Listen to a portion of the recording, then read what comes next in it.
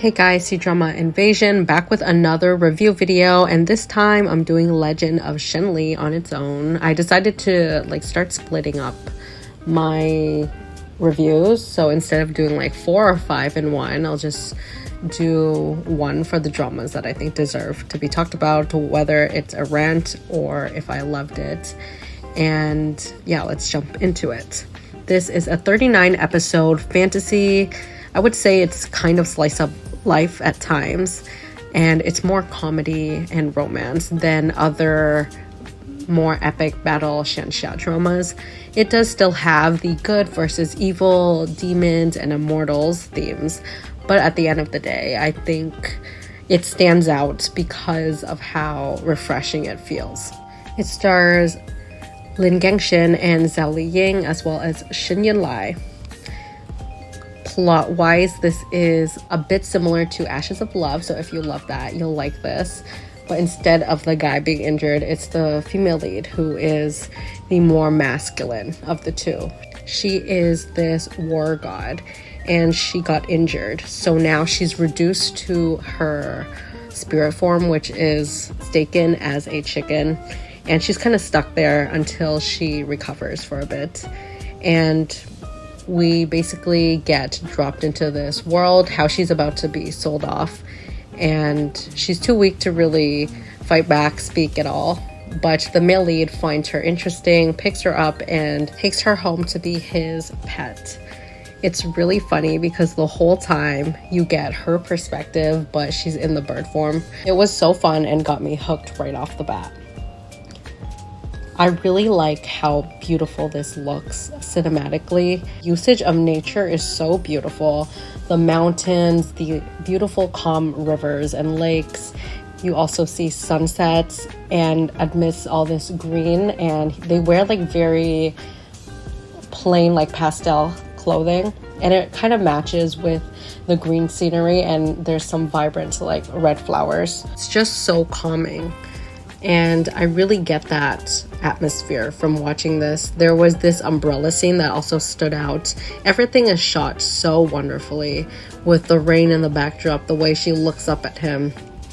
Male lead's character, Xingzi, is an aloof, lonely character who is trying just to get by day and enjoy the little things. I feel like he's in his retirement mode, at the beginning of the show, and she comes in and changes his life completely. He's so witty with her. The banter and the shameless flirting between the two, the chemistry couldn't be better. They still really got it. For fans of princess agents like myself who needs a union, this is it, and it feels great. I love that they chose a happier, light type of fantasy drama. While he still has this playful side with her, he is still at the same time very intimidating and carries that so well just by his little movements, his energy, his facial expressions, which is very calm and stoic, versus him in love with her or just having fun living his best life around her. It's just so much fun. It will leave you smiling from ear to ear. I love Zhao Liying's character as well. She is someone who knows responsibilities she has and all the burdens that come with it. But with him, she fully lets go and feels loved. For the first time, she's being taken care of. She has people on the same level as her, pushing her around, joking with her. She's strong, but she still shows the other sides to her.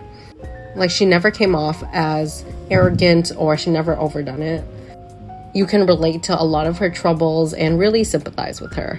Both male lead and female lead was very well written, and everything they felt, you felt it too, their dilemmas as well. The CGI is gorgeous. I thought it was unique with different colors. The CGI was beautiful, especially episode 23. It felt like a cinematic movie, something you would see in Hollywood, maybe even better. All the storylines, actings, emotions, and fights came together, and it was a slow build-up, but when it reaches that climax, it was worth it and it was satisfying. Especially the OST, I think it's called Battle of Heim of Bikang, also known as the opening theme song. They use it a lot, and they use it for different emotions, which is very impressive. It's very catchy, and it's epic when it comes to the fighting scenes. It's so epic, but they also use a comedic version whenever they're making jokes and stuff, and it's so fun. I love it when they use instrumentals, and it's just so cool how you can tweak a couple of things and one song can evoke a range of different emotions just by changing it up, like a pitch or a couple of beats. And the emotional moments really hits hard here, just because they went through so much together and they really understand each other to a T.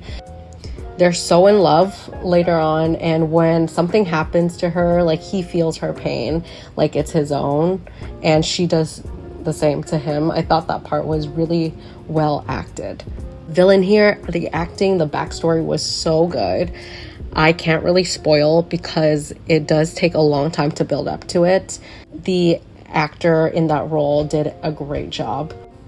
We also have such good comedy, and I loved the side characters, who is usually a little bit redundant, or some of their jokes, like over a long series, might not land each time, and they might become cringy or just annoying.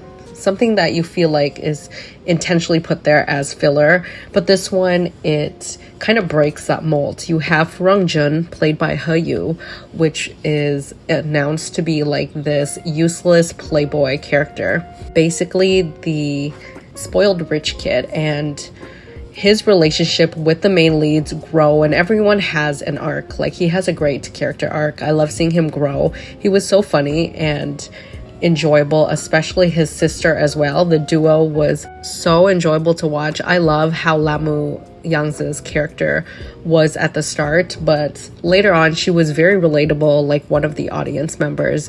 She becomes a big shipper in the relationship, and she actually helped them a lot, and she fawned over the main couple, and it was so much fun to watch. They could have went with the typical, like, princess gets in Shen Li's way and she hates her, she tried to sabotage the relationship, but I'm glad that did not happen. Objectively, there is a bit of a slower pace to some of the episodes, especially once you get used to the situation and everything kind of dies down. A lot of people complained about the pacing, but it really does pick up around episode 22, 23 again. I thought it was good acting, of course, great cast, production. I like that every single character has their moments to shine, and everything was satisfying, including all of these side characters. Even if they introduced them, they kind of either hinted at whatever happened, so there's no loose ends. While it's relaxing and funny, when those emotional beats came in, they were still successful in making us feel and care for these characters. Overall, I give this one a 9 out of 10. I was in my drama slump era, so this definitely was perfect for me to get back into watching Chinese dramas again. Let me know your thoughts about the drama in the comment section below. As usual, please like and subscribe. It helps my channel a lot, and I have loads of other drama reviews. Check out my Asian drama review playlist down in the description box, and I'll see you guys in the next one.